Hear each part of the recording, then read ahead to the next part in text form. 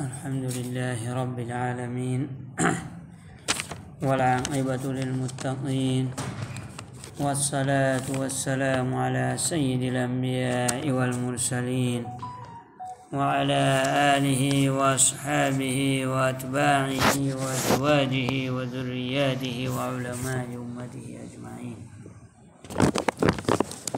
أما بعد، فقد قال الله تبارك وتعالى في كلامه المجيد والفرقان الحميد: أعوذ بالله من الشيطان الرجيم، بسم الله الرحمن الرحيم. يا أيها الذين آمنوا إذا نودي للصلاة من يوم الجمعة فاسعوا إلى ذكر الله وذروا البيع، ذلكم خير لكم إن كنتم تعلمون. فإذا قضيت الصلاة فانتشروا في الأرض وابتغوا من فضل الله واذكروا الله كثيرا لعلكم تفلحون. صدق اللہ العظیم. محترم اور معزز سامعین کرام، پیارے بھائیو، دوستو، میں نے ابھی آپ حضرات کے سامنے قرآن کریم کی ایک آیت تلاوت کی، 2 آیتیں تلاوت کی، جس کا ترجمہ یہ ہے کہ اے ایمان والو، جب اذان ہو نماز کی جمعہ کے دن تو دوڑو اللہ کی یاد کو اور چھوڑ دو خرید و فروخت، یہ بہتر ہے تمہارے حق میں اگر تم کو سمجھ ہے۔ اللہ تبارک و تعالی سورہ جمعہ کی اس آیت میں فرماتا ہے کہ جب جمعہ کے دن نماز کی اذان ہو تو خرید و فروخت کو چھوڑ دینا چاہیے۔ اور یہاں خرید و فروخت سے مراد علامہ شامی رحمۃ اللہ علیہ نے لکھا ہے کہ وہ تمام مشاغل ہے جو مسجد میں جلدی آنے سے روکنے والے ہو، ان تمام مشاغل کو چھوڑ دینا ہے۔ رہی بات یہاں وذر البیع کی کہ خرید و فروخت چھوڑنے کو کہا گیا، اس لیے کہ عام طور پر انسان رزق کا معاملہ جو ہوتا ہے اسی کی وجہ سے اگر غفلت ہوتی ہے نماز میں جلدی آنے میں تو اس کو نقصان نہیں سمجھتا ہے، اور اگر جلدی آتا ہے تو اس کو اپنا نفع کھونا سمجھتا ہے۔ اس لیے اللہ تبارک و تعالیٰ نے بطور خاص وذر البیع کی کیاری لگائی ہے۔ باقی تمام جو مشاغل جو سعی الی الجمعہ سے روکنے والے ہیں ان تمام سے بچنا اور ان تمام کو چھوڑنا مسلمانوں کے لیے ضروری ہے، اس لیے کہ جو نفع دنیا کی جانب سے ملنے والا ہے یا دنیا کے لیے کمانے کے بعد جو نفع ملنے والا ہے وہ فانی ہے۔ اللہ تبارک و تعالیٰ کے فرماتا ہے کہ تمہارے حق میں بہتر ہے خرید و فروخت چھوڑ کر مسجد میں جلدی آنا، یہ ہمارے لیے بہتر ہے۔ اللہ تبارک و تعالیٰ فرماتا ہے اگر تم کو سمجھ ہے، یعنی اگر تم عقل مند ہو، تم کچھ سوچ سمجھ کر فیصلہ کرتے ہو تو تمہارے لیے فائدہ اس چیز میں ہے کہ تم اپنے خرید و فروخت کو چھوڑ دو اور سعی الی الجمعہ کرو، مسجد کی جانب جلدی دوڑو اور جلدی آؤ، کیونکہ جو دنیاوی اعتبار سے ہم بیع کریں گے، خرید و فروخت کریں گے اور اس میں پیسہ کمائیں گے تو وہ فانی ہے۔ اگر اس سے فائدہ ہوتا بھی ہے تو وہ فائدہ کیسا ہے؟ فانی ہے، نفع فانی ہے۔ اور جو سعی الی الجمعہ کرتے ہیں اور اس کے بعد جو ہمیں نفع ملنے والا ہے وہ نفع باقی رہنے والا ہے۔ تو ایک تو یہ بات بتلائی کہ جب اذان ہو تو جلدی آنا ہے اور خرید و فروخت کو چھوڑ کر آنا ہے، اور اس میں ہمارے لیے بہتر ہے۔ آگے فرمایا اللہ تبارک و تعالیٰ نے کہ جب نماز پوری ہو جائے،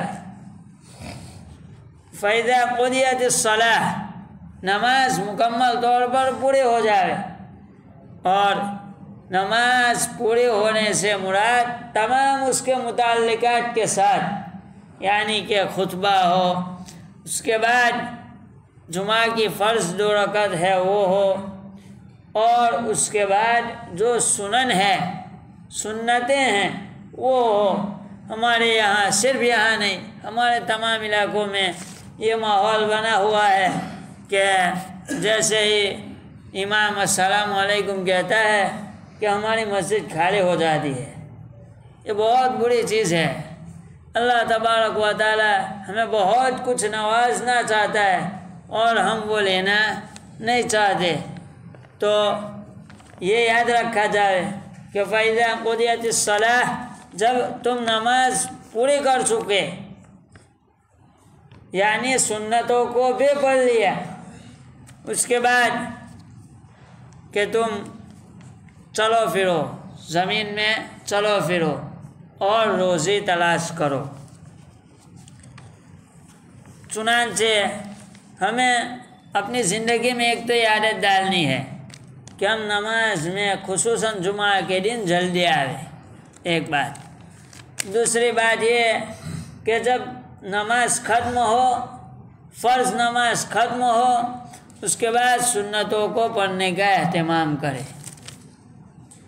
اور جب ہم نماز پڑھ لے، پوری ہو جائے، اور اس کے بعد ہم جاتے ہیں، اللہ تبارک و تعالیٰ فرماتا ہے کہ تم زمین میں چلو پھرو اور خدا کی روزی کو تلاش کرو، چاہے جس مشغلے سے ہو، ہے نہیں۔ اگر کوئی تجارت کرتا ہے تو وہ اپنی تجارت کرے گا، اگر کوئی جاب کرتا ہے تو وہ جاب کرے گا، بہرحال جو بھی مشغلہ ہو اس میں لگ جائے۔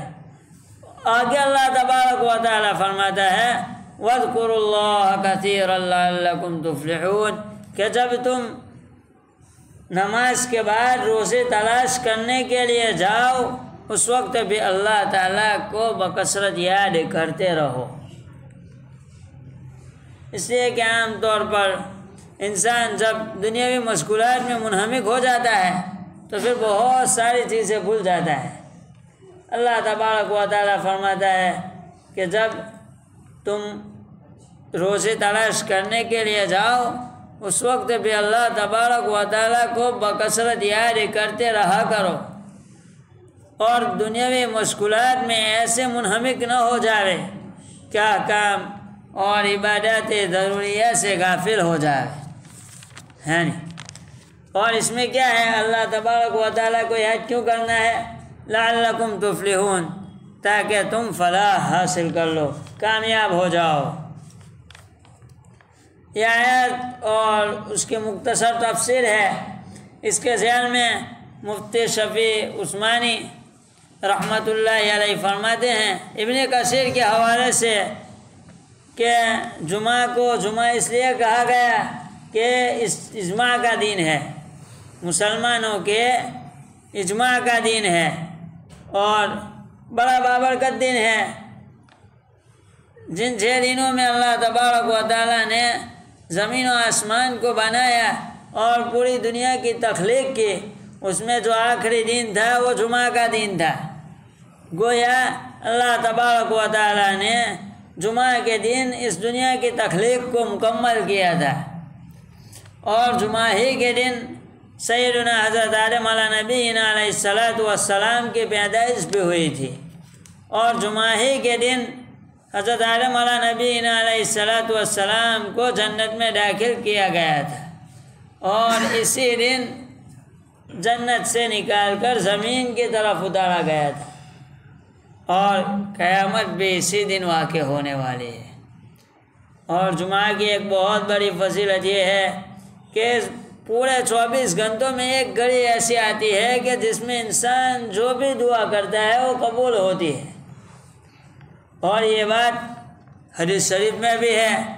حضرت ابو ہریرہ رضی اللہ تعالیٰ عنہ بیان فرماتے ہیں کہ حضور صلی اللہ علیہ وسلم نے فرمایا جس بہترین دن میں سورج طلوع ہوتا ہے جمعہ کا دن ہے، جس دن میں حضرت آدم علیہ السلام پیدا کیے گئے، جس دن میں حضرت آدم علیہ السلام جنت میں داخل کیے گئے اور جس دن وہ جنت سے زمین پر اتارے گئے۔ یہ مسلم شریف کی روایت ہے۔ بہرحال یہ تو جمعہ کے متعلق بات تھی، اور ہمارا جو اصل موضوع ہے وہ جمعہ کی نماز کا موضوع ہے۔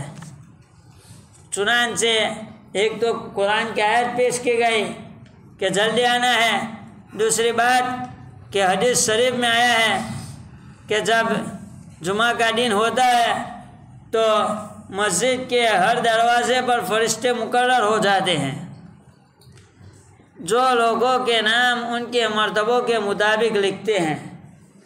جو کوئی پہلے مسجد میں آتا ہے اس کا نام پہلے لکھا جاتا ہے، پھر جو کوئی بعد میں آتا ہے اس کا اس کے بعد، اور جب امام خطبہ کے لیے ممبر پر بیٹھ جائے تو وہ فہرست لپیٹ کر توجہ سے خطبہ سنتے ہیں۔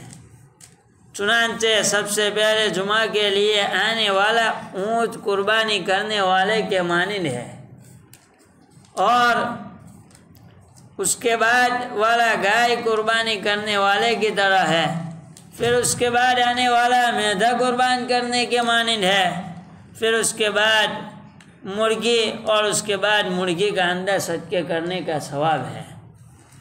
پھر جب امام خطبہ دینے کے لیے نکل جاتا ہے تو فرشتے اپنے صحیفوں کو لپیٹ کر خطبہ سننے میں لگ جاتے ہیں۔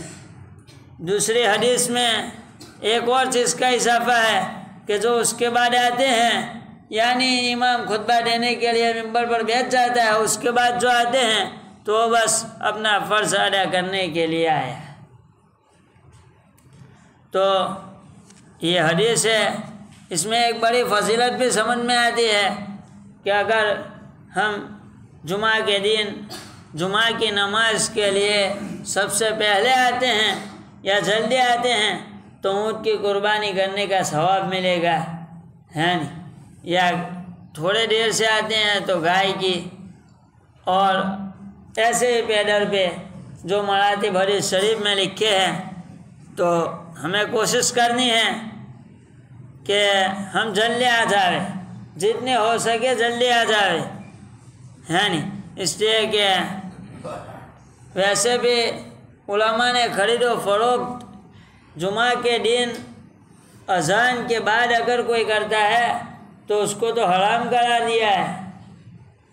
فقہا نے، علامہ شامی رحمۃ اللہ علیہ نے حرام لکھا ہے، خرید و فروخت کرنا جمعہ کے اذان کے بعد حرام ہے، اور اس دوران یعنی جمعہ کی اذان ہو جاوے اس سے نماز کے ختم ہونے تک اگر کوئی سودا کرتا ہے تو اس سودے کو مکروہ تحریمی لکھا ہے علامہ شامی رحمۃ اللہ علیہ نے۔ اور ہمارے یہاں یہ چیز بہت عام ہے۔ ہمارے یہاں کیا ہوتا ہے عام طور پر کہ دکانیں تو بند کر دی جاتی ہے، یا نہا دھو کر ہم یہاں تک آ بھی جاتے ہیں، ہے نہیں، لیکن باہر بیٹھے رہتے ہیں۔ ہماری مسجد کی سیڑھیوں پر یا دوسری جگہ جہاں باہر بیٹھنے کے لیے چبوترا ہوتا ہے تو وہاں بیٹھتے ہیں، ہے کہ نہیں؟ یہ بڑی محرومی کی بات ہے۔ اللہ تبارک و تعالی ہم کو اونٹ اور گائے کی قربانی کا ثواب دینا چاہتا ہے، اور ہم ہیں کہ انڈے کے صدقے کا ثواب بھی لینا نہیں چاہتے، ہے نہیں؟ تو ضرورت اس بات کی ہے کہ جمعہ کے دن ہم یہ کوشش کریں کہ ہم اذان ہونے سے پہلے کم از کم مسجد میں داخل ہو جائے، ہے نہیں؟ اور دوسرے بھی بہت سارے اعمال ہیں، سورہ کہف وغیرہ، تو اس پر پھر کبھی بات کریں گے۔ آج تو اصل مقصد یہی تھا کہ جمعہ کے دن جلدی آنا، خلاصہ بتلا دیتے ہیں، اس لیے کہ بہت سارے حضرات پہلے نہیں تھے جو اصل بات کی گئی کہ قرآن میں اللہ تبارک و تعالیٰ فرماتا ہے جب جمعہ کے دن نماز کے لیے اذان کہی جاوے تو جلدی دوڑو، مسجد کی طرف دوڑو اور دوسرے مشاغل کو چھوڑ دو، اور یہ تمہارے لیے بہتر ہے۔ حدیث شریف تو ابھی ہی پڑھی گئی کہ ثواب ملتا ہے۔ ضرورت اس بات کی ہے کہ ان فضیلتوں کو لینے کے لیے ہم اس پر عمل کریں۔ اللہ تبارک و تعالی ہم سب کو عمل کرنے کی توفیق عطا فرمائے۔ وآخر دعوانا الحمد للہ رب العالمین۔